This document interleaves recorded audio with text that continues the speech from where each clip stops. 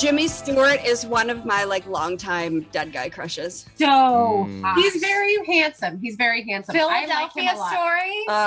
I love him in Harvey. Yeah, Harvey's great. I just can't. With that movie. That's just your Donnie Darko thing.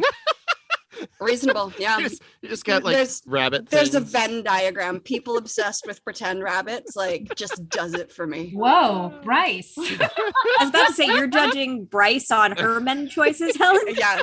You push I mean, much? She wasn't judging. It just rang very clear, very true. This is after only 2 sips of beer too. Can you imagine Yeah, when right? I finished the whole can? There you go. I brought back this gin from Ireland, and we had it the other day with elderflower tonic. Elderflower tonic. Delightful summer treat. Delightful. Gin and soda is my go-to drink. Yeah, it's easy. Love it. One of my favorite things to direct people down. If you want a really fun history of Prohibition, just dive down the British history of Prohibition, especially when gin started. It was basically the meth of the 17th century. They were drinking. People would drink it in pint glasses and go blind because you're not supposed to drink gin that way. Wasn't that the bathtub gin? Everybody would just make it. Didn't matter what. And they would just get drunk. They would literally leave their children in the street. Then nobody cared. Bars because children suck. Bars would have little cat statues outside of their businesses. Aww, kitties. And they would put money somewhere and then lift a tail and the gin would pour out. Oh yeah, the cat. Yeah, it was like a cat feeder. I can't. Yeah, a cat feeder. Was it a cat feeder? Boo. Maybe should have waited a few minutes before we hit record. Yeah. No. This is who I deal with on a daily basis. This is comedy gold. What are you talking about? Yeah. I'm proud of it. I am proud of it, guys. She turned to me yesterday about the post for the Some Like It Hot, and she was like, "I'm very happy with my pun that I did about I can't even remember. What do you call it when you're looking back at a nostalgia film nostalgically? And I said, is it nostalgia squared? Is it nostalgia? Oh. Wow. You are so proud. Well, speaking of looking back nostalgically at a thing that is nostalgic to whatever the filmmaker was trying to make. Wow. Yep. Wow, Randall. That was a lot of words. That was the okayest intro I've ever heard. Just totally come on. Adequate. Totally adequate. I'm with you. I'm with you, Randall. I'm picking up. I'm along for the ride. Welcome to You're No Fun Anymore, the podcast where we deal with our nostalgia. I'm Randall. I'm Dayna. I'm Bryce. I'm Alexandra. And I'm Helen. And grab your fedoras and lock up your teenage daughters because we are talking about Raiders of the Lost Ark, 1981.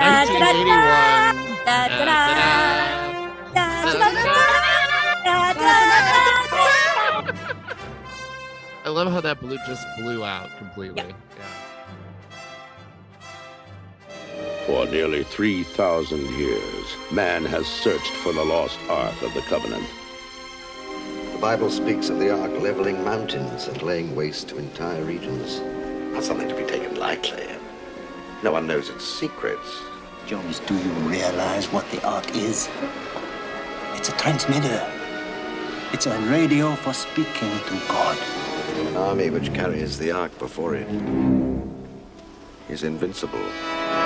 The Ark, if it is their Eternis, then it is something that man was not meant to disturb. It is protected by forces beyond imagination. It is desired above all treasures on earth by those who are good and those who are evil. I'll tell you everything. Yes, I know you will.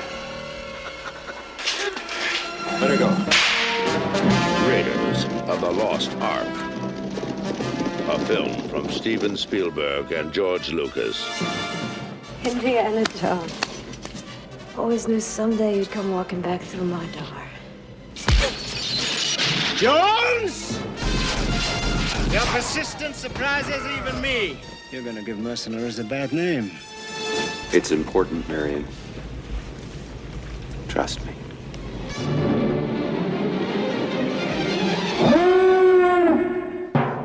Content warning. This selected film may contain scenes depicting the following: mass murder, gun violence, excessive exaggerated physical violence, graphic immolation, exploding Nazis, rampant brownface and other derogatory racial depictions, abundant misogyny, implied torture, corpse defiling, implied sexual trafficking, smoking, excessive drinking, improper use of a standing mirror, improbable distances traversed outside of a submarine, mild language, and unintentional Nazi monkey death. And now, back to your regularly scheduled podcast. And also deal with apparently Steven Spielberg's nostalgia because I know. Because we saw Steven Spielberg in person. That's what he did. Steven Spielberg and Lin-Manuel Miranda being nostalgic and just like They were fangirling each other. It was delightful. It was really sweet. I'm not going to do an introduction. We'll be here all day. If you Google famous film director, it is the first name that pops up. I did it this morning just to check. Please welcome the greatest director who ever lived, Steven Spielberg. Oh, that was worth a long trip to get here. That was worth it. And he told us he loved us, and that's the greatest love of all. Yeah, absolutely. The love of people sitting like 30 meters away up in the balcony to fancy people on stage. Yeah. He was talking straight to me, and you cannot convince me otherwise. I believe Absolutely. directly into Absolutely. my heart. Yeah. I didn't even get to the titles. So Raiders of the Lost Ark or I'm face meltingly hot for teacher. Yes. Wow. Wow. Nice. I was Randall. I was also going to accept the action-minded professor. Ooh. Oh, that's also good. Or we belong in a museum. We do belong in a museum. We do belong in a museum. Or now I have another tchotchke on my fucking shelves. It's Thank you, true. Randall Mail. Because when we went to the screening, I won a fertility idol and it was great. Quick aside, we saw this at the United Palace in New York City. Beautiful. So beautiful. Beautiful, huge auditorium. Go uptown, people. Get out of Midtown. Yeah. Washington Heights. If you are ever in New York City, get up to Washington Heights, see this gorgeous place. Please patron them. They're amazing. And it was a great show, and it happened to be hosted by Lin-Manuel Miranda, who is a Heights native, and a special guest star, Steven Spielberg himself. Steven Spielberg. It was exciting. It was very Who ended up like talking about a lot of what kind of made this movie what it is. And I appreciate that because it's kind of what I want to do, because we have to set the year now. The year it came out, not the year of the film. Yeah, not the year it's set, because Right. this is again his nostalgia for like 1930s, 40s serials, but it came out in the year 1981. So the year is 1981. The United States, having just come out of a recession in the previous year, is about to hit another recession that would be the worst since the Great Depression under President Ronald Reagan, with unemployment hitting 8.8%, which would climb to double digits by the end of the year. Also, the world is captured by the, quote, real-life fairy tale wedding of Lady Diana Spencer and Prince Charles. Boo! That would end well. What? Come on. It was Prince great. Charles gets a fucking Yeah, boo. all right. That's fine. With 3,500 guests packed into St. Paul's Cathedral and another 750 million watching live on television across the world. No pressure. It would be dubbed the wedding of the century. And of course, cost the taxpayers of England about 57 million pounds, or about 177 million pounds today, roughly about $214 million. McDonald's is moving into a whole new era this decade, with this year seeing the addition of not only the McRib, but the absolutely ubiquitous Chicken McNugget. Both being Chicken nuggets. Our dad's favorite thing to eat. Oh, yeah. Also, American Airlines would introduce its frequent flyer mileage program, Advantage, the second airline to introduce such a program, the first being Texas International, which folded. Isn't that a calculator? Texas No, Internet. No, that's Texas Instruments. Instruments.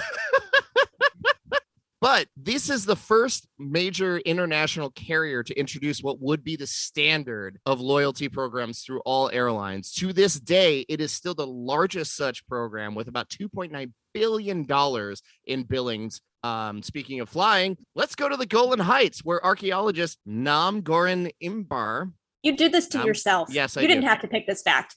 You didn't have to put this in. I appreciate this because Nam Goran Imbar unearths what would be known as the Venus of the Barakat Ram in the Golan Heights, a small pebble about 35 millimeters across, which some claim to be the earliest known hominid artistic representation known in history, dating somewhere between 280,000 BP and about maybe like 700,000 BP, predating humans and even some Neanderthals. So this is most likely Homo erectus. However, it's been a constant source of controversy whether or not it was altered as an artistic representation or a utilitarian use. And back in New York City, after years of on-again, off-again performances and professional slumps, superstar folk duo Simon and Garfunkel would reunite on stage in Central Park for a free outdoor concert to alleviate the economic downturn of New York City.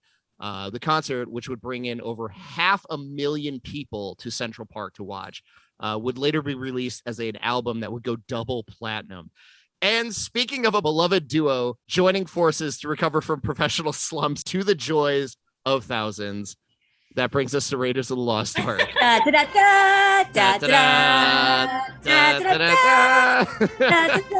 I absolutely love this movie.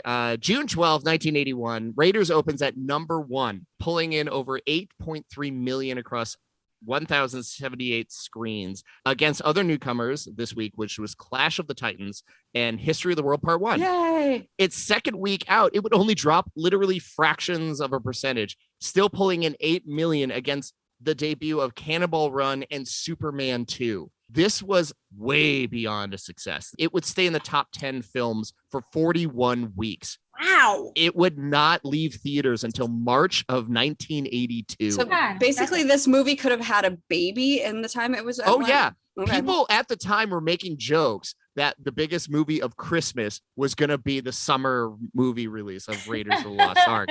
Subsequent home video release was delayed because they would re-release it not only in 1982, but again in 1983.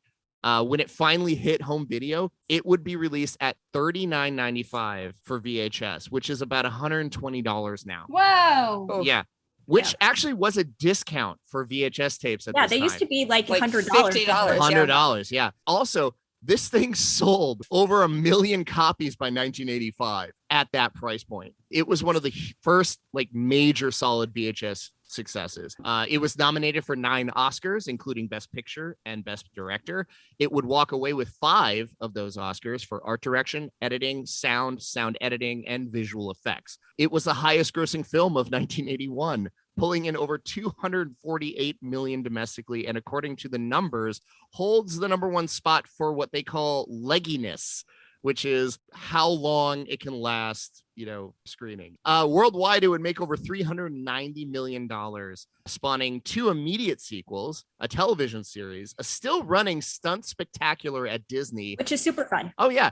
And it's the first theme park attraction to use the now standard computerized show control systems, numerous video games, comic adaptations, novels, and of course, 2 additional sequels, one due out next year at 2023. And the other one that nobody likes to mention exists. Well, Jesus Christ, Randall saw that 6 times in the theater. Crystal Skull? Did not. Trying to convince himself that he liked it. You know what? It's The fine. fourth It's one? fine. I It's went fine. with him like 3 of It those is fine. times. Randall, And I'm like, it is fine. if I anybody, don't hate it, Randall. I don't hate it. It's fine. no, it's fine. it's not. It's awful. If anybody, Dayna, doubts that I am a romantic person, I would like to point out that I saw this movie 3 times in the fucking theater just because Randall wanted to go.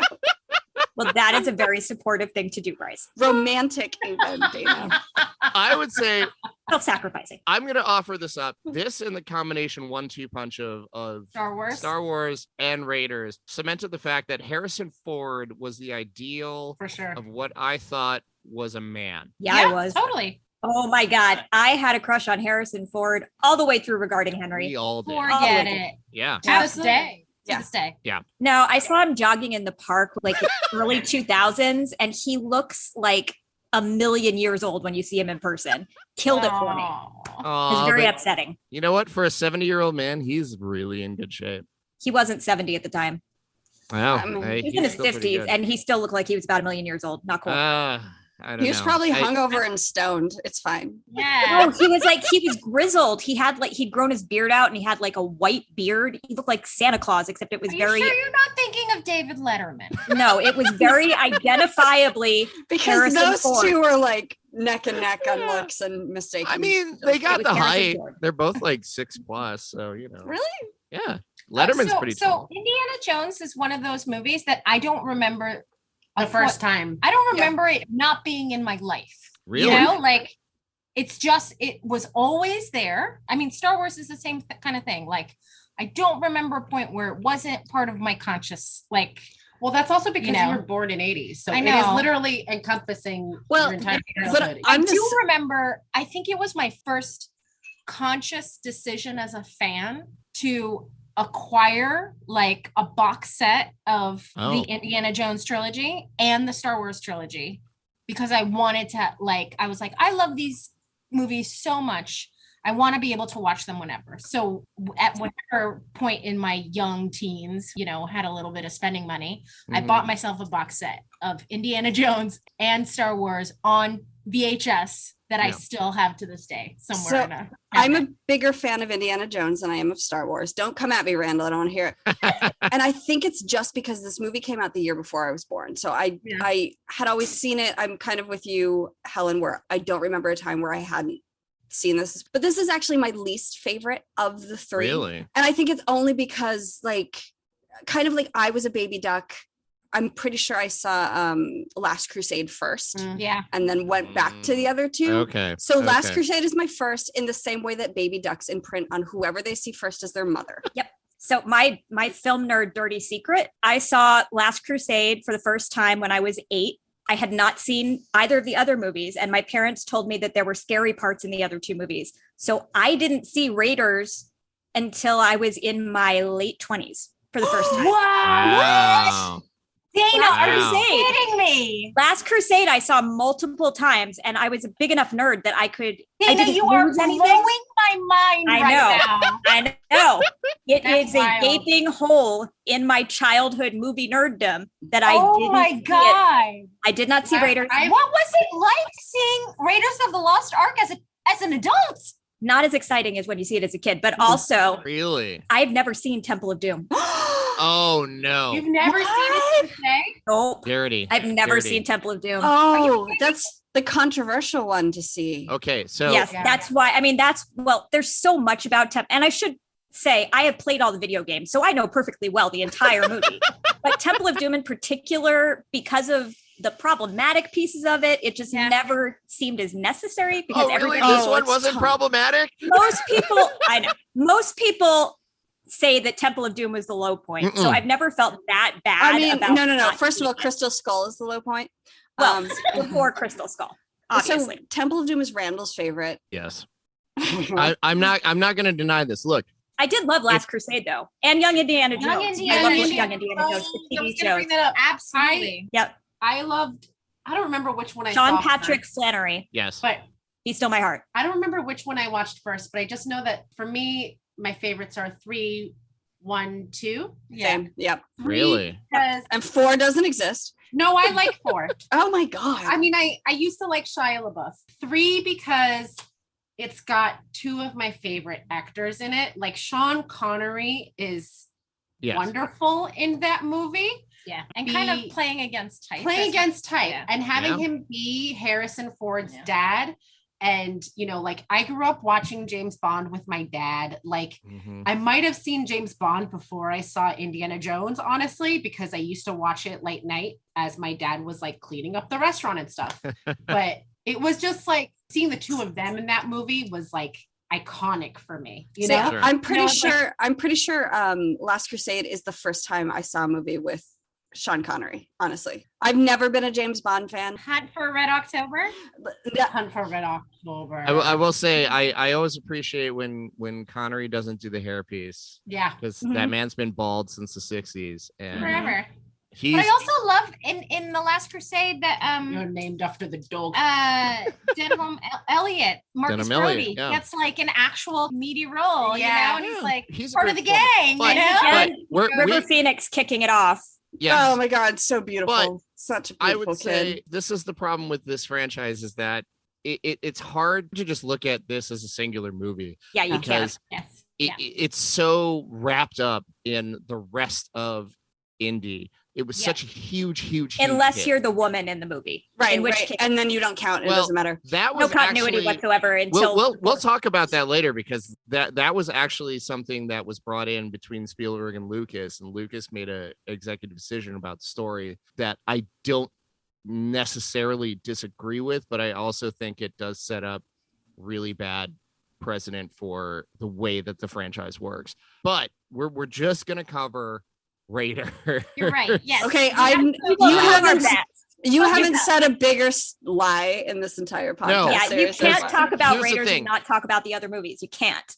I can't. I haven't even seen the second one, and I will talk about Temple of Doom. Continue. We're gonna get into a fight about Karen Allen versus Kate Capshaw. No, It's because gonna here's the come thing. out. No. We're No, we're not not. getting into a fight about versus like the women in these things because I will say this about You're right. Raiders. You're right, Randall. It is everything it needed to be. I acknowledge it's a better film than Temple of Doom, even though Temple of Doom is my personal favorite because it's basically a goddamn roller coaster from start to finish. Yes, it and is. you cannot deny how good Spielberg is at that point. Do they have that as a ride yet? Yeah, I mean, it basically is the ride that they fucking used to have at in Disneyland. Disney. Is, yeah, the ride at Disneyland is basically Temple of Doom. Yeah.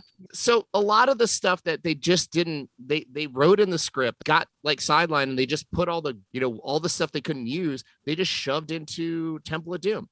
But there's also that whole story with Temple of Doom about George Lucas being really mad at his ex-wife, and that's why it got so dark. And sure, but it adds that element of anger that makes it. I get that. I mean, so continuity wise, chronological wise, it comes before. Yeah, that's the first movie, and that's when Indy learns that there should be rules to their game, and there should be more than fortune and glory, and that's that what separates him from Belloc. Yeah, right. So he like in terms of Indy's arc over the three movies, because there's no fourth movie of Randall. Like it's necessary for his character. It's hard to get over. I can't overstate this enough. This was a game changer. Yeah. Like just as much as Jaws was, just as much as Star Wars was, this literally rewrote what people wanted. People were going into the theater like I said, 41 weeks in the top 10. Like, can I say insane. something stupid and petty? What? I have a deep problem with Indiana Jones's character in that he is apparently an expert in early Christian artifacts, sure, also South American artifacts, Yes. also like Asian artifacts and India. Like he is an expert in fucking everything. His expertise. Oh, is way no. too wide. You have to specialize. You know what it go is? to- You know what it is? It's like 30 Rock with John Hamm, where he's not actually an expert in any of those things. He's just so pretty that everybody keeps telling him he is. Yeah. And they just accept it. I would say like, Well, he's a terrible archaeologist. Like, oh no, just awful.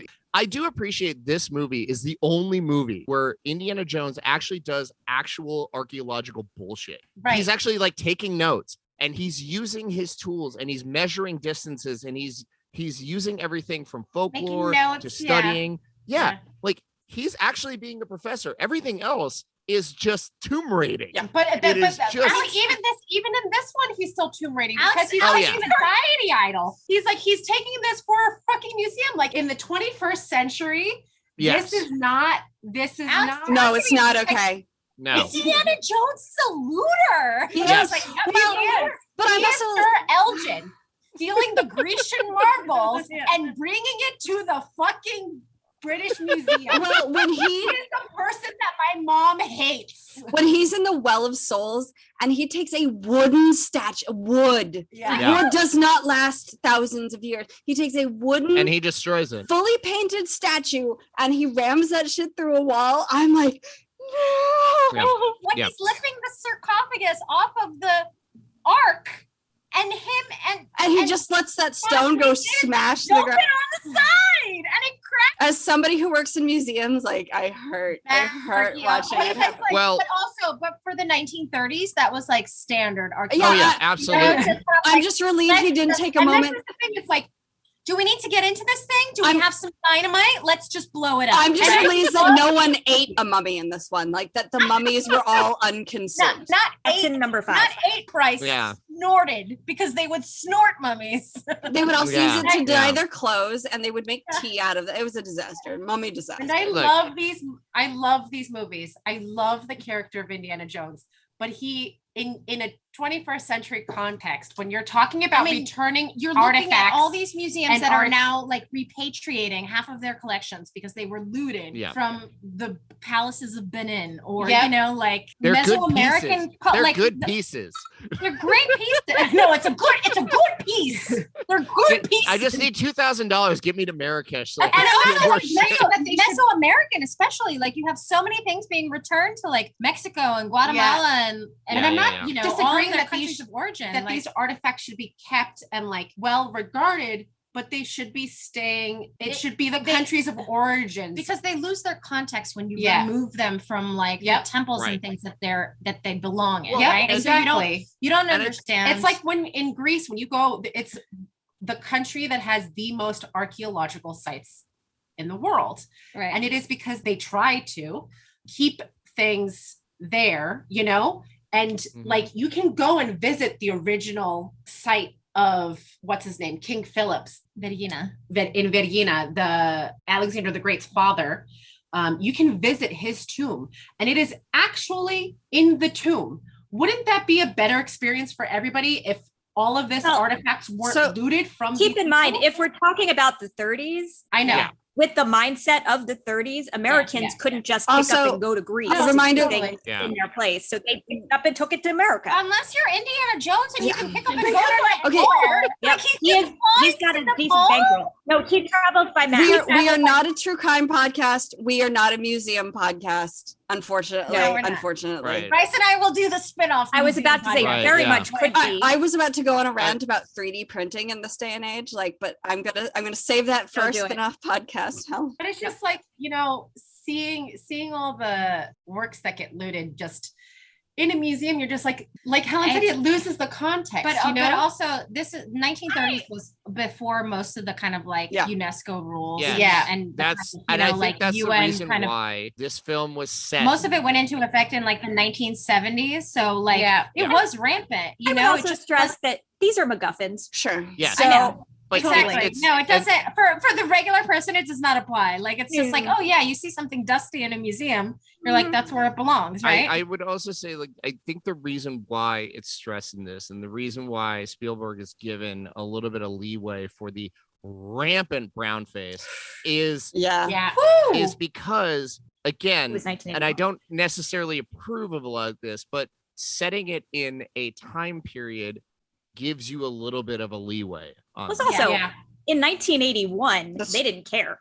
Like in Yeah, but 1981, you were it's still still a seeing little- those like it's still a little the super stereotypical tribal quote unquote savages at the beginning of the movie. Yeah. Very common to 80s movies. Very common. Yeah. See, Chipmunk Adventure. Also, it's the the same problematic. character. Like when we saw that in the drive-in last year, and I was just like, "Oof, this is like That the bit does Jungle not hold Cruise. up, It does yeah. not hold up. This is Yeah. like the Jungle Cruise all over again." It's That, like, and you know, like poor Alfred Mhm. Molina. yeah, You know, Hey, first, It was his first role. No was his poor first Alfred. role, man. great, but I mean, also they like painted a fucking unibrow on him, Right. and just like had him being, you know, like the joke, had him be kind of like a really it's not a flattering character for him to play, you know. But it was his first part. I know Yeah. it was his first part. I know. I think the fact that he gets title billing in the front yeah, credits it's true. It's true. for a role that doesn't even have maybe a handful of lines, and he's done within the first like 10 minutes. It's great. Like I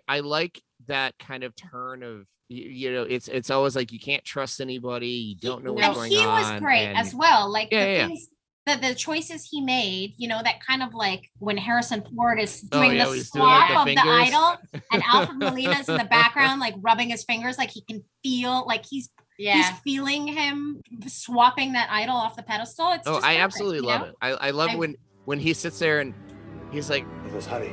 There is nothing to fear here. That's what scares me. and he puts down the torch, and then the little like dart shoots out. Yeah. And then he goes, Stay here. and without missing a beat, If you insist, senor. like he's like totally like, yeah, sure, all right, dude.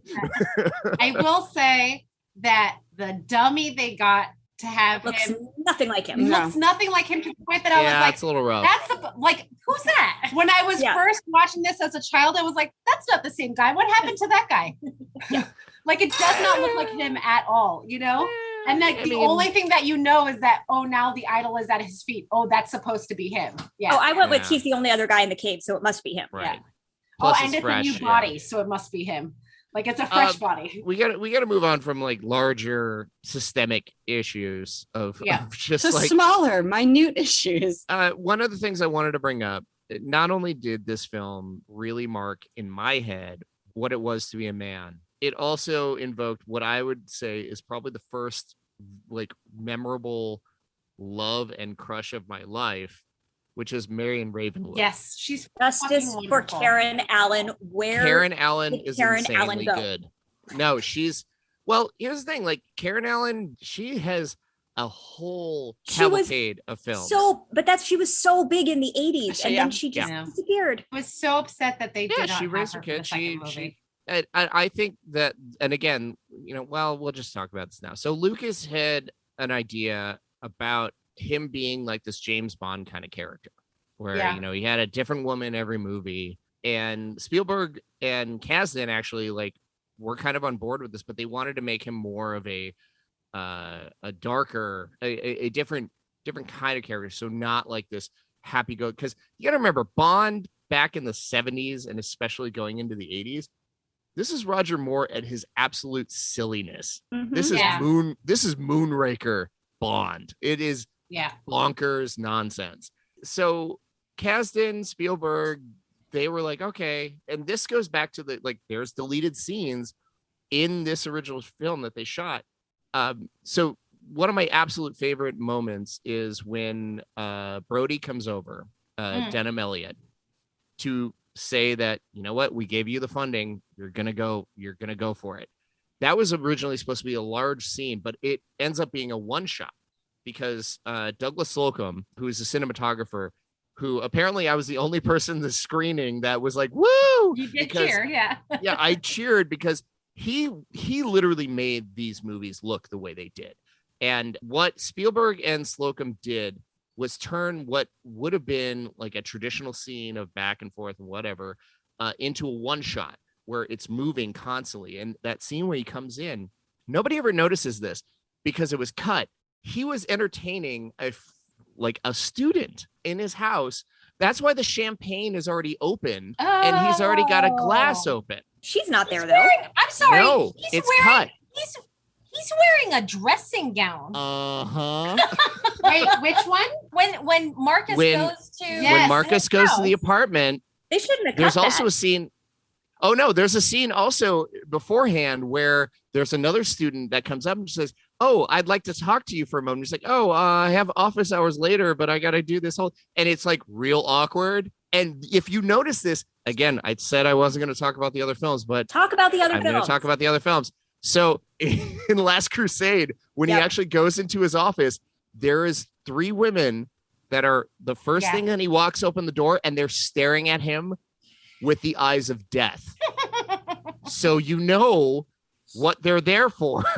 Right. Like they set him up to be this like basically asshound womanizer.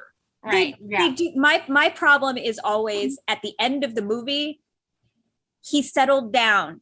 And that's I think it's across all of them except Last Crusade, because that love interest gets with melted. somebody, by the way, and the reason I have to bring this up is because it's the first thing that I always think about now is that Marion Ravenwood was born in 1909. Okay. Indy, when they met, was 24 at that point.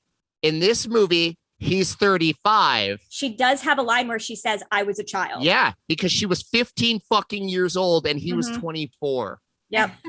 Yeah. So that they do it. That wasn't like very a briefly. hyperbolic child. No, she was a child.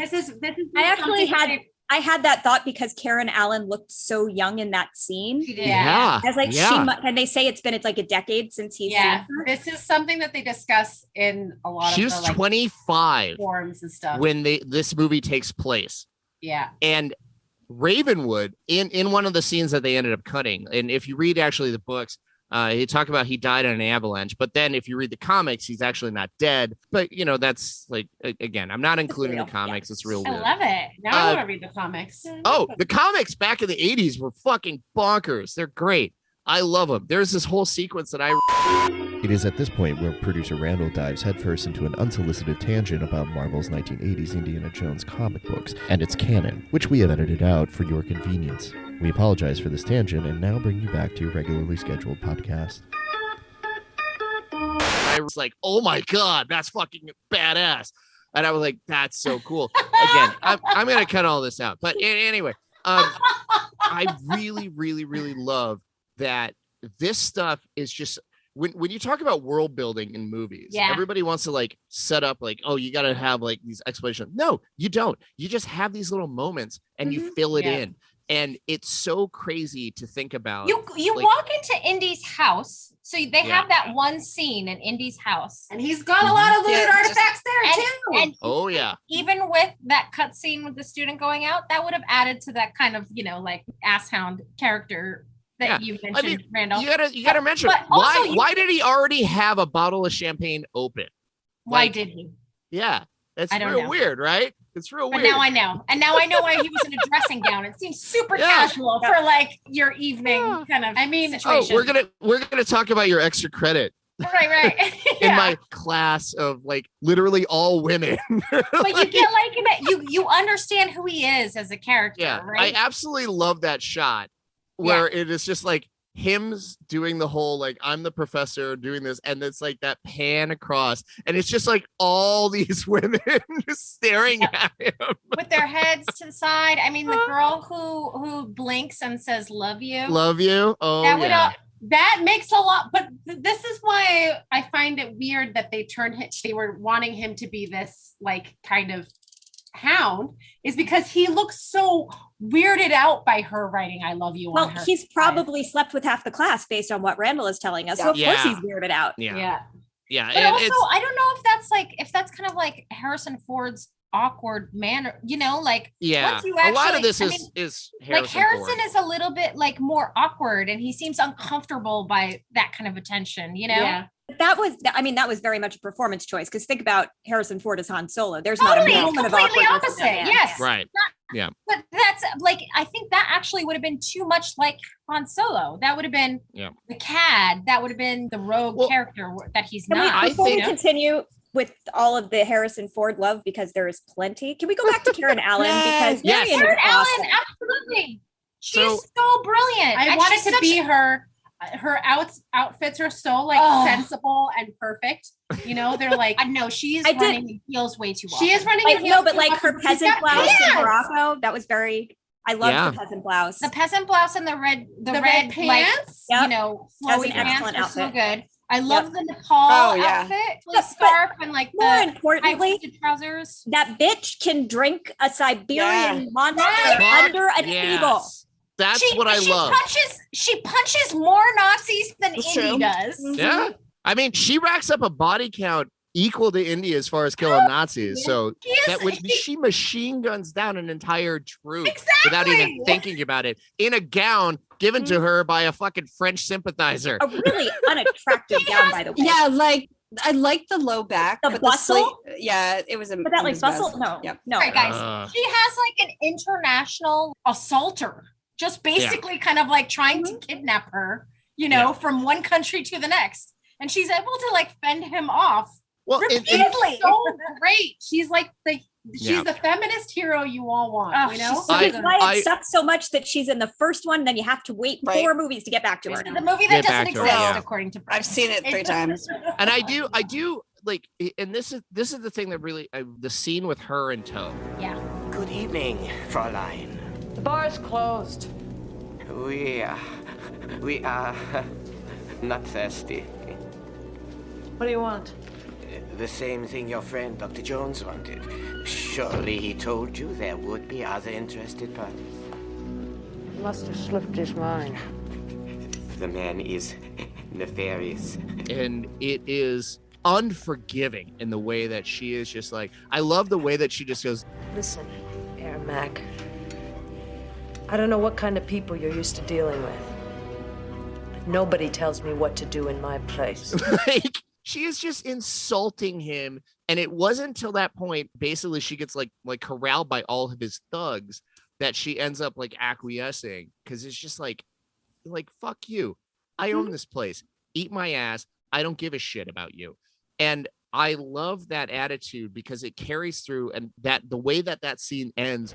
Well, Jones, these haven't forgotten how to show a lady a good time. Boy, you're something. Yeah, I'll tell you what. Until I get back my $5,000, you're gonna get more than you bargained for. I'm your goddamn partner.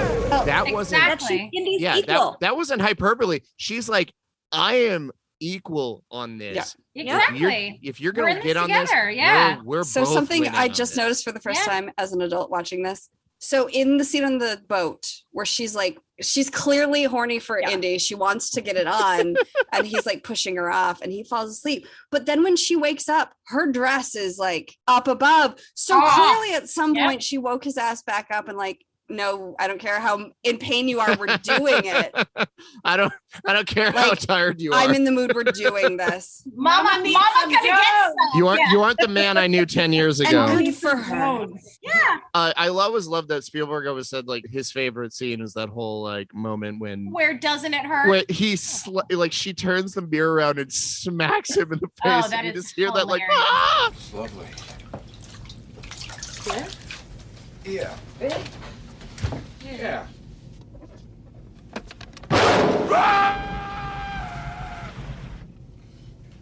What'd you say? Because I love that she's like checking herself out. And she's like, yeah, damn, I do look good, She's right? wonderful. She's beautiful and too perfect. Also, Karen Allen, megawatt smile. Bryce and I actually saw her, one of my favorite performers of all time. We saw her at the Paris Theater at a screening of Raiders, and she had a Q&A afterwards, and she talked about it. And of course, like a lot of the questions are like, oh, what's it like to like make out with Harrison Ford, blah, blah, blah, blah. But the one thing I did appreciate that she said, and I'm kind of paraphrasing this, but she had said that like the character that Lawrence Kasdan and Spielberg were trying to go for was something that was outside of like the 1930s, but it was still maintaining that like Marlene Dietrich kind of rebel outside of, you know, like fuck you and everything else. And it was like, oh, okay, so I get now why Marion Ravenwood was such a iconic role in this movie, is because there was an effort to make her actually part of, you know, because it's really easy to make you the damsel in distress. It's really easy to like move you into this. And a lot of times she does fall into that category, but at no time is it ever like, you never think she's all that well, distressed, and even when honestly. she's calling for Indy, well, she's stuck in a basket. Anybody she's would be looking calling for support from a partner who should have her back. She's not looking for a savior. Right. Yeah. She's finding things in her general vicinity to fight back, whether it be a iron pot, like a cast iron pot, or, you know, pan. Sorry. How dare you? How dare you, Alex? I mean, I know. Get the color wrong, right? Or like the gun turret in a Get plane. out. Yeah. Get out. You don't belong in this exactly. podcast anymore, Alex. I also think in the wrong hands, Marion could have been a much more unlikable character.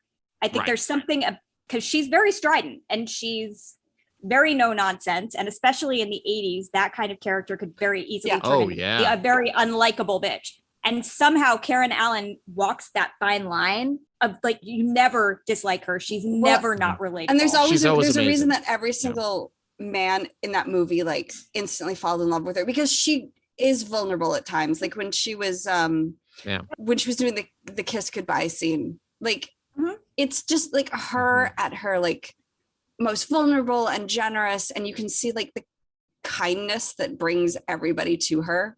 but it's like a special gift that she occasionally gives to people when she's bored with busting your balls. So in the original meeting with her in Indy in the bar in Nepal, there was actually an extended scene that they shot, but it was cut, and rightfully so, I think, because she ends up, when he's doing that moment when he like turns around and he looks and you see his eye through the light, and then he like runs out the door.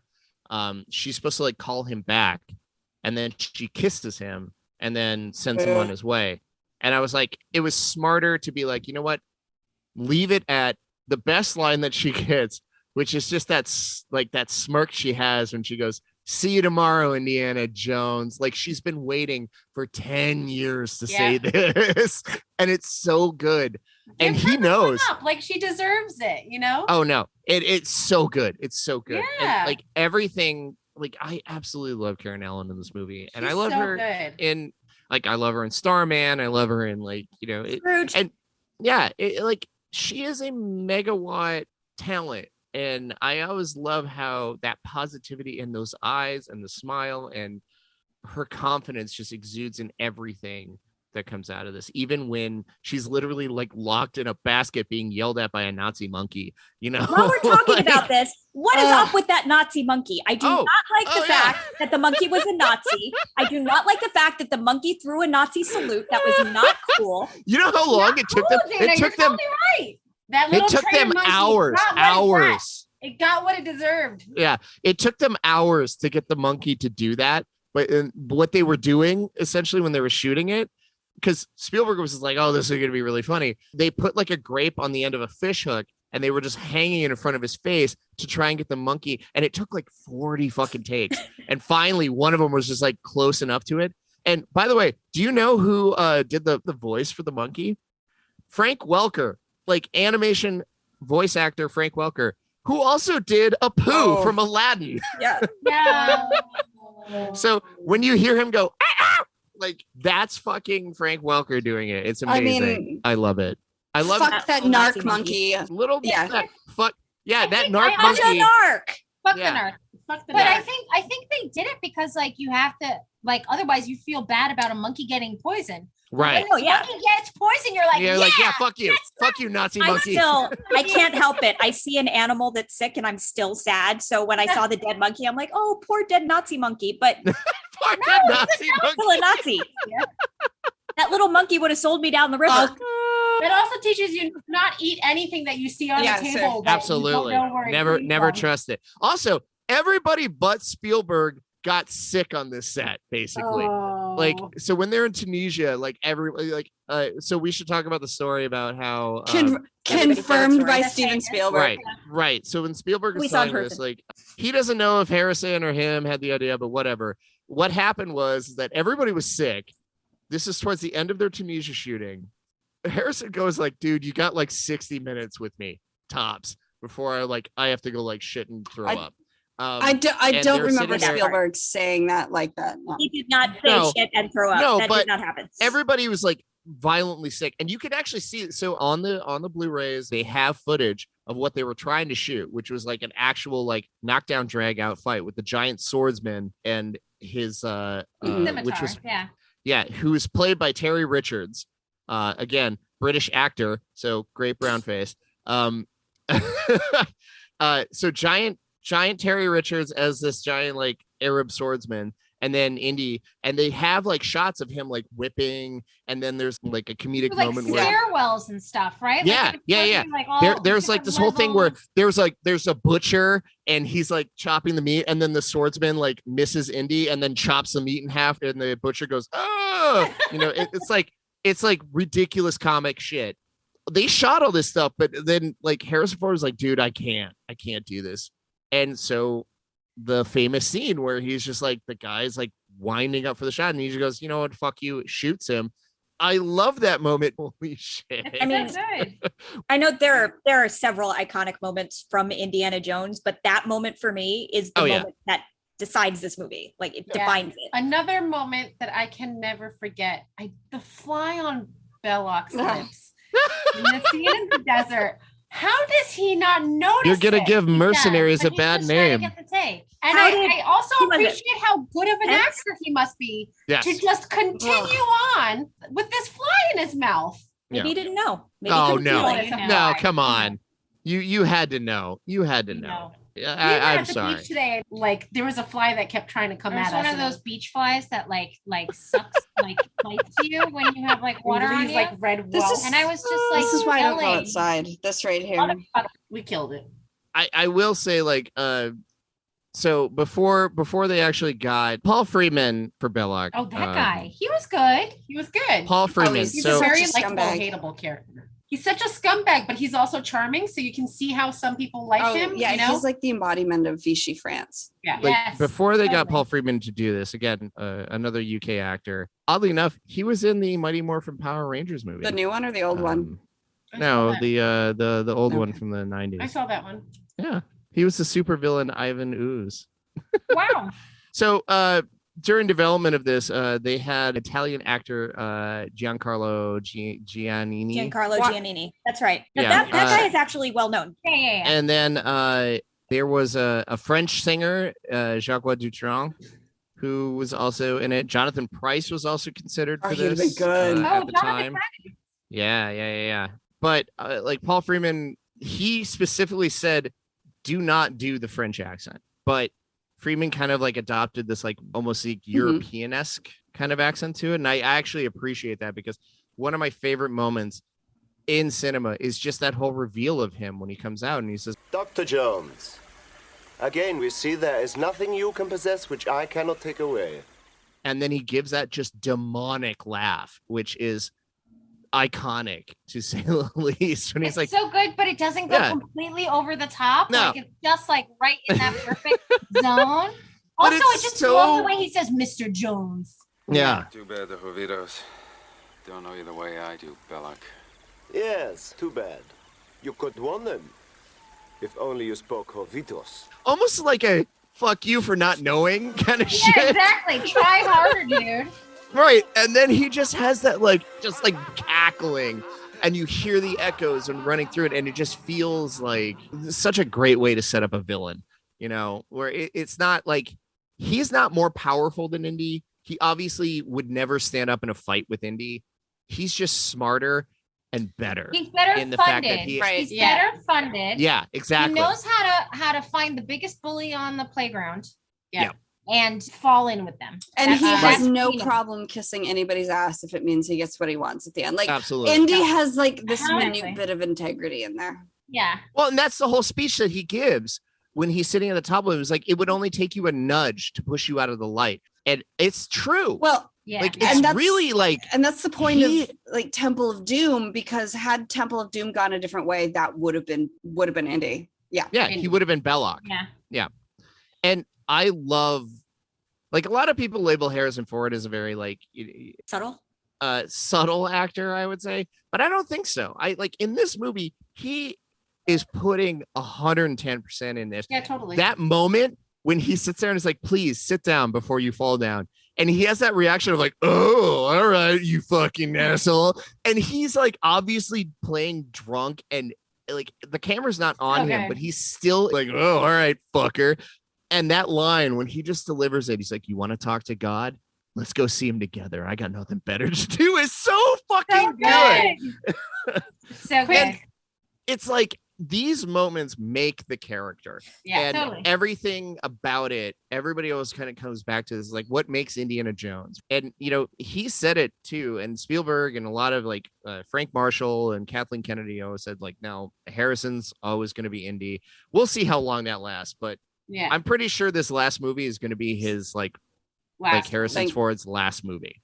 But I mean, they're not going to. They'll never recast Indiana Jones. They will do the son of Indiana Jones, although maybe not the son because nobody likes Shia LaBeouf anymore. Well, I don't know. I liked him in that. I think he could have been. No, I mean in general, people do not like Hollywood does not like Shia LaBeouf anymore. Can I throw in my favorite Harrison Ford? And this is something across the board for Harrison Ford.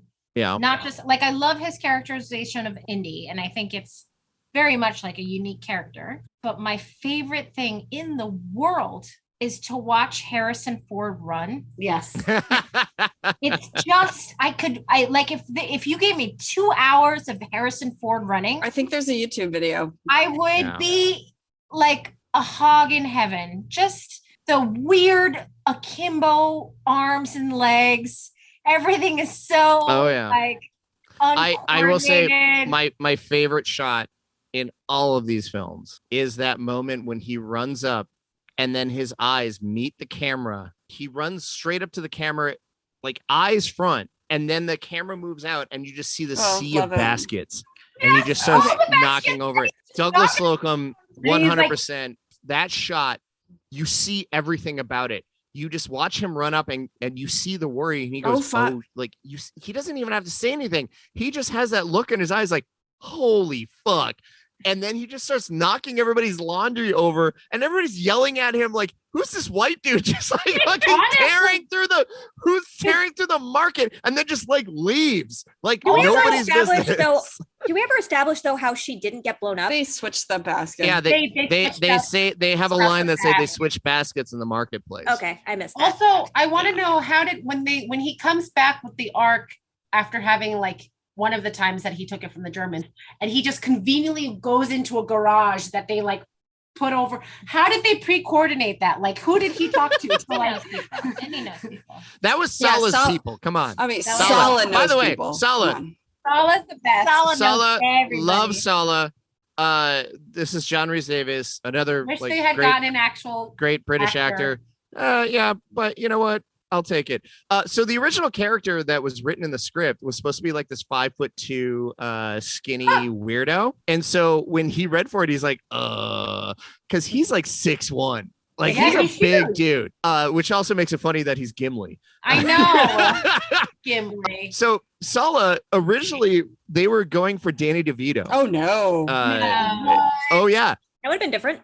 Yeah. So, but his involvement with Taxi means he couldn't like make the shoot dates because they were like traveling all over and even like compressed. I'm sorry, it wasn't even like round Danny DeVito yet. It was still like skinny young Danny DeVito. That's the whole point. He's short, skinny. Was like Omar Sharif not available? Like this was right up his alley. I mean, he did later play in both Romancing the Stone and Jewel of the Nile, which are basically just like indie ripoffs by Robert Zemeckis. Yep. And I always love that, like he kind of like did it because 84 was Romancing the Stone, which by the way, great fucking movie. Love that film. We're gonna get to we'll get to it. Also Kevork why do you do it, Randall? Kevork Malakian, who was he also had an audition for Sala. He missed it because he was stuck in traffic, but they ended up casting him as Kazim in Last Crusade. So, you know, there you go. You miss one, you get the other. It's fine. But yeah, I think it would have been a completely different film because Danny DeVito would have played it a lot more sleazy. Yeah, totally. And where I think the way that John Rhys Davis does it, he's charming. Like the perfect sidekick, like and so good. The only thing that bothered me on this watching about his character is the fact that he's like, oh yeah, Marion's done so sad. Let's do this other thing. He's like, no, fuck you. Let's get it. Life goes on. Also, the warnings. So a lot of people like always throw up this whole thing. It was like, how did Indy not know to like, you know, keep your eyes shut and whatever. So the Imam tells him in that whole scene. And I love that moment where he's like, come. And this is a warning not to touch or disturb the Ark, right? And he says that. And then Indy immediately goes, yeah, fuck that. How do we get it? How do we get it? So in an extended scene of that they ended up cutting down, the Imam actually tells him, like, you need to not ever touch the Ark. And if you watch the film, no one actually physically touches the Ark until Belloc. Yeah, right. Everybody's got sticks or some other. Yeah. And also one of my favorite lines from this film, which is like, good God. Yes, that's just what the Hebrews thought. I mean, Indy, who like clearly grew up, like clearly is an expert amongst other things in like early Catholicism. Like God specifically never showed his true face to anybody, which is, if you want to go into biblical apocrypha, like Moses seeing God's ass, because you can't see the face of God. Right. So I think it's not unreasonable for Indiana Jones to know that you don't look at God's glory. I've known it. Sure. Yeah. And I will say, like, Bryce has noted this, is like, I get all of my knowledge of Catholicism through these movies. So I literally have no idea outside of it. I did want to bring up some other alternate castings because this is yes, please. This is some really amazing shit. Are you going to tell the story that Spielberg told? Along with that, but like there's some other ones that are just bonkers. So Major Toe is, obviously the Nazi interrogator. Also, Tote is German for dead, which fits in very nicely. Subtle. It's very specific for that. Yep. Yeah. So Ronald Lacey ended up playing the role. He actually was giving up on acting. He was going to move into like being an agent and before he got this role. Wow. But Spielberg was like, dude, you look like Lon Chaney and I really want that kind of that look. And it's really effective. Mm-hmm. He's a that creepy whole dude. like He's truly like super unsettling. creepy. Yeah. Originally the role was offered to Klaus Kinski. Oh. Wow. Yeah. Yeah. Right. But he turned it down, citing the script as, quote, moronically shitty. Alrighty. Even though he really wanted to work with Spielberg, but he just thought it was a garbage like Hollywood fluff movie. It wasn't a real movie. Well, he's regretting that now. Welcome to the 80s. Yeah, I mean, so he also offered it to Polanski. Oh, Roman Polanski. He offered it to Roman Polanski. Roman Polanski acted like he was in. Wasn't he? He was in Chinatown. That would not have crossed my mind. But him as a little fucking Nazi twerp. Yeah, I could see that. Yeah, I guess 100%. He declined. Michael Sheard, who played Admiral Oswald in Empire Strikes Back, auditioned for it, but he didn't get the part. But that's okay because he would go on to play Hitler in Last Crusade. There you go. Yeah. So, everybody step up in the Nazi ranks. Yeah. Also, we covered a lot of things, but Marion Ravenwood, holy God. So the actual real contenders for this were Deborah Winger. Oh, no. Oh, yeah. Sean Young. Oh. And Amy Irving. Oh, no. They all read and they were all basically in the front runner for that. But Winger backed out. She was actually going to be the top choice. Spielberg asked for Karen Allen because of her performance in Animal House. And she worked with, what's his name? No, Tim Matheson from Animal House, who was also reading for Indiana Jones. So who was he reading for? Indiana Jones. Oh. Tim Matheson. I could see that in a different role. Yeah. So she ended up taking over the role, which is okay because Amy Irving actually married Steven Spielberg. I was about to say, Steven Spielberg, notorious in the 80s for casting his girlfriend. Yeah, which is funny because if you look at Amy Irving and then Cage Capshaw, especially in the 80s, it's like, that's a type. I mean, yes, but not to say Amy Irving wasn't completely deserving of parts. Amy Irving is absolutely. She's a great actress. Other names included, I don't know the validity of this, but this is the listing. Jane Seymour, Barbara Hershey, Lisa Ellebacker, Mary Steenburgen. No. Dee Wallace, America's Mom. Valerie Bertinelli, I could see that. Yeah. Linda Pearl, Michelle Pfeiffer. Wasn't she on everybody's list of casting? Yeah, because she was. Yeah. But here's the thing. Early 80s, though. That was like Grease 2 time. Yeah, that was like pre-Grease too. So yeah. Most of these are the names that the studio wanted, but since Spielberg literally didn't want a known name for Indiana Jones, this is the reason why the top runners were guys like Tom Selleck, Tim Matheson. You get John Shea, Peter Coyote, who was actually in E.T. after this because he liked them so much, and Harrison Ford. Harrison Ford literally wasn't in this until like 3 weeks until shooting. Yeah. So they were hell-bent on Selleck until CBS said, no, we got him on contract for Magnum PI.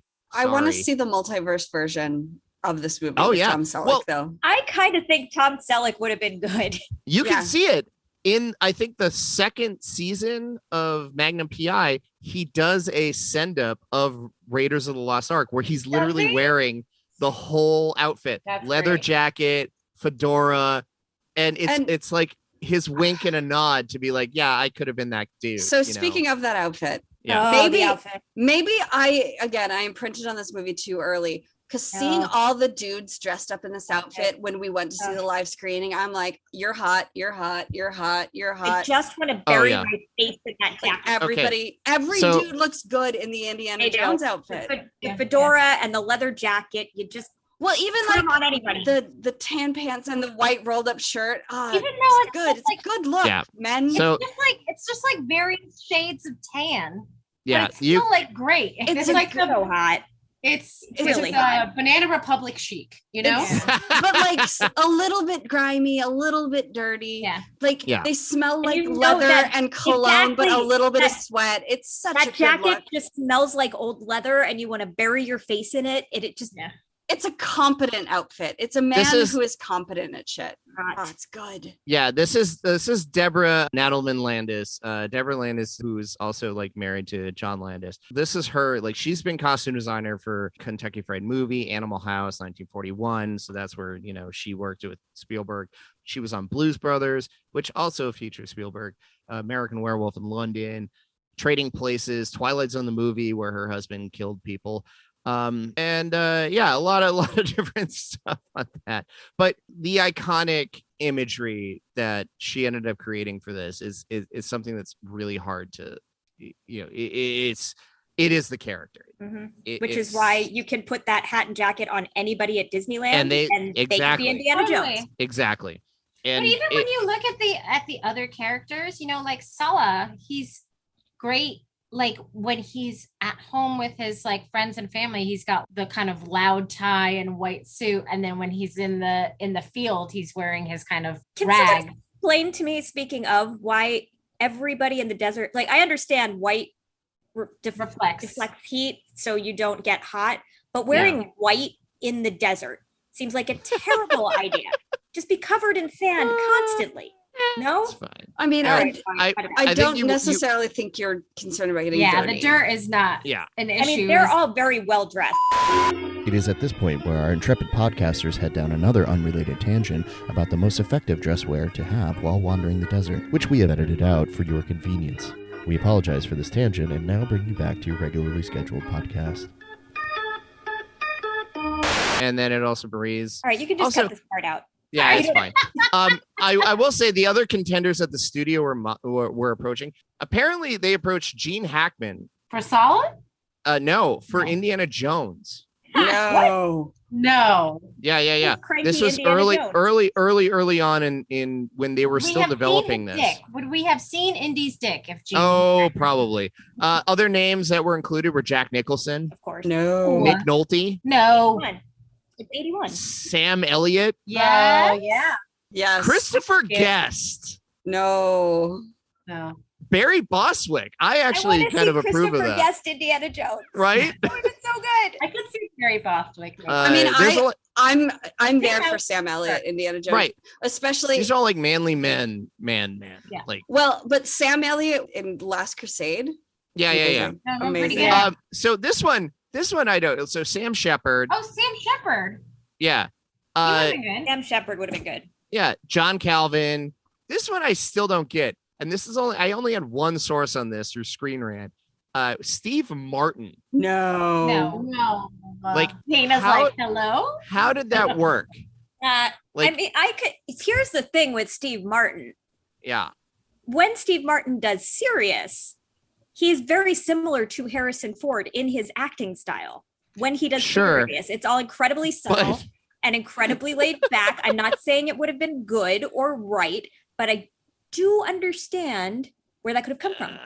I think they were just throwing names on the wall because they're like, we're really nervous about spending $20 million on a movie with no star power. Yeah. I'm just saying, I question it less than if they had tried to put Robin Williams in it. No, there was no Robin Williams. The other But, one I was mean, Bruce was- Broxeliner. Was Harrison Ford not star power at that point? I know that. Oh like, yeah, he was. But Star Wars was just like a few years before. Well, I don't. but Lucas specifically said no, even though Spielberg, I mean, he said it in the interviews, like he saw him at the Empire screening in 80 and it was like, this is it. There's This Indy, is the dude. yeah. And Lucas was like, no.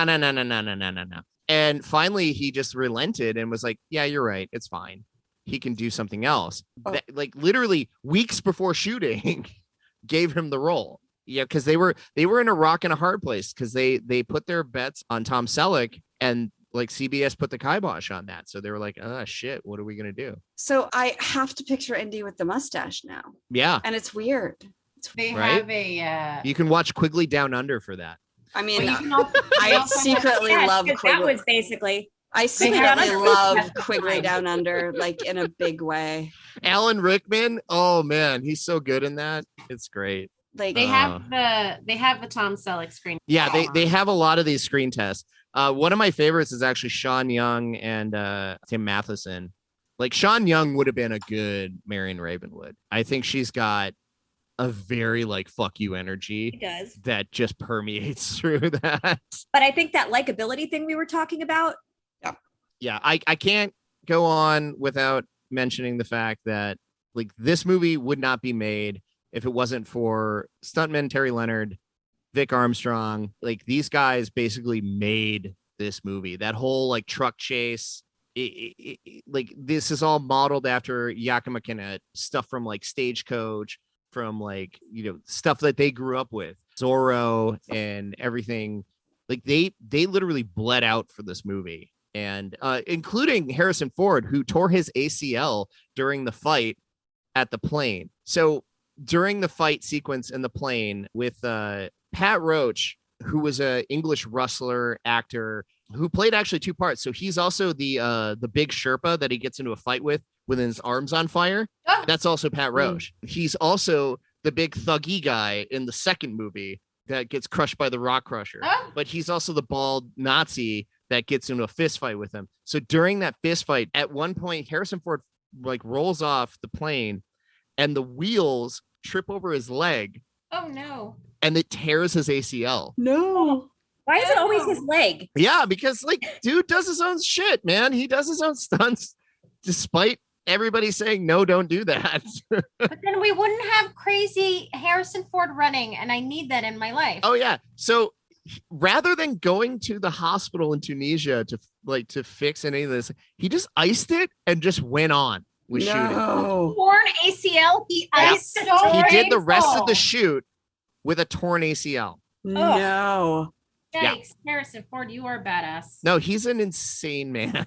Just let him fly his planes and smoke pot, people. Just let him. Yeah, every single Indiana Jones movie, he has done something horrible to his body at some point. Even the recent one that's going to come Yeah, I out remember that one. in 2023, he always said this was the measure that the film was going to be good, is that if he hurt himself. Which is weird, but you know, I'll give it to him. Oh, Have we come to wrap up time? I think we might didn't have. really get into a lot of like, It's so good, but look, there's a lot of brown faces, a lot of racist I mean, shit. the way this movie starts, It's you know, with the kind We of got like, into that. problematic about that a little. view a little bit, but South America, It's rough. and the brown facing and all of that. You know, you could at one point just say Indiana Jones and the casual racist. Well, I But mean, it's let's like- also address the fact there's one woman in this movie, like one. One woman in the Literally. Well, Yeah. except all of Literally the dewy-eyed students at the beginning. the students. They have no lines, they don't count. But also like the pirate scene, although that is kind of also like to make the Nazis look even worse than they already do. Yeah, it's Sure. when they With call Katanga? the Yeah. pirates savages, and I'm just Yeah. like, because of what they said they were going to do to Marion, even though that's not what they were actually going to do. But Alex, it's they're Nazis. I know they're It's like not Nazis. Nazis. That's what I'm saying. Like, you assholes were going to put her in a tomb and let her bury her alive. Like, They're to Nazis. just, they're Nazis. They suck. I liked the pirates because I thought Pirates the pirates were were pretty The great. pirates were good. Yeah. Pirates were good. I Also like the how fact- they really they cheered for Indy when he made it across. They were like, he's such a badass. Look at him.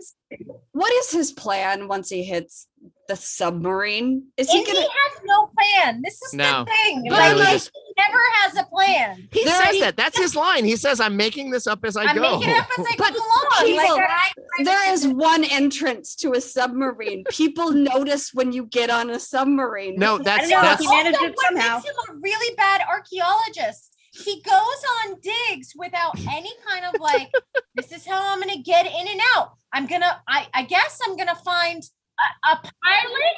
Where's So- his so- interns? Where's his interns? there's a Who's- cut scene. They were there, but they got You impaled in the can't- first You scene. can't have people Right. like having a paper trail. Now there's a cut scene where Indy is hanging onto the periscope the entire time, which is going through the That is water. ridiculous. Oh, really? Like the spirit of God coming through it and eradicating things you're fine with. That's Okay, why when There's people are I like, can accept the impossible, but the improbable is too much. That's why Fine. when people were having issues with the aliens in the fourth movie, I was like, I'm sorry. You have ghost peoples, like you have ghost knights Earlier in the third movie, he escapes a nuclear blast by living in a refrigerator. Right. Suspension of disbelief, folks. Yeah, That's what I'm saying. You got it's a a silly suspension thing. of disbelief. But specifically to Raiders, how do we feel about this movie? It's so fucking good. It's still super fun. I don't think you would have a lot of contextualizing. You don't think the creepy, like, underage? No, sex that's a thing little. is- There's a lot of contextualizing to do for small children that are coming to this movie for the first time. Okay. Yeah. No, But also you can put it in the context of this is based on the movies from the 30s, which were incredibly racist and full of stereotypes. And it was in the 80s, which was still pretty racist and full of stereotypes. Yeah, this is one of those movies where my nostalgia outweighs any sort of logical sense about propriety or like. This is one of those movies. If you're introducing it to somebody who's never seen it before, like Dayna in her 20s, listen, you have a. My parents were shielding me from the face melting.